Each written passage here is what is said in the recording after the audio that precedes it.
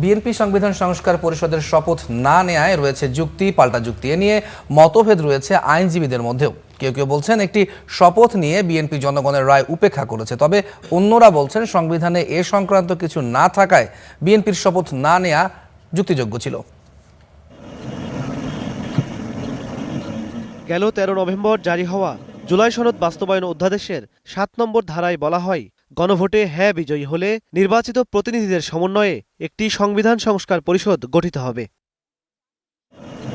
অধ্যাদেশের 8 ধারায় বলা হয়, নির্বাচিত জনপ্রতিনিধিরা সংসদ সদস্য হিসেবে শপথ নেয়ার পর একই অনুষ্ঠানে শপথ নেবেন সংবিধান সংস্কার পরিষদের। তবে এ নিয়ে বিপত্তি বাধে শপথের দিনই। বিএনপির পক্ষ থেকে বলা হয়, এটি সংবিধানে না থাকায় তারা কেবল সংসদ সদস্য হিসেবেই শপথ নেবেন। আমরা কেউ সংবিধান সংস্কার পরিষদের সদস্য হিসেবে নির্বাচিত হইনি এবং সংবিধানে এটা এখনো ধারণ করা হয়নি। গণভোটের রায় অনুযায়ী সংবিধান সংস্কার পরিষদ গঠিত হলে সেটা সংবিধানে আগে ধারণ করতে হবে।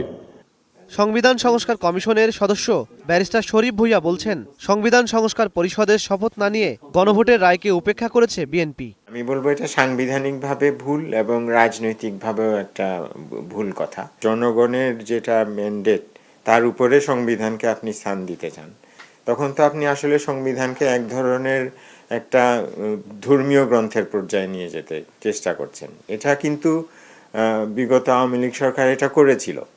তবে বিএনপির আইনজীবীরা বলছেন, সংসদ কার্যকর হবার পরেও সংবিধান সংস্কার পরিষদ গঠন করা যেতে পারে, আর সেটাই হবে সাংবিধানিক পদ্ধতি। হা কিংবা নার প্রশ্ন না, এক একজন মানুষের কর্মপদ্ধতি একরকম থাকতে পারে।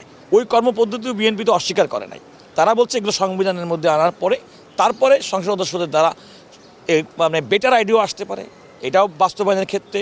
আর বিএনপির রাজনৈতিক যে সমস্ত কমিটমেন্ট সেগুলো তো মেজরিটি কিন্তু এই জুলাই সনদ বাস্তবায়নের মধ্যে আছে। সুতরাং আমি মনে করি না যে বিএনপি এটা করবে না।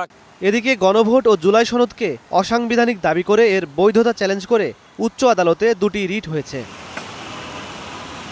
ইমন মাহমুদ, স্টার নিউজ, ঢাকা।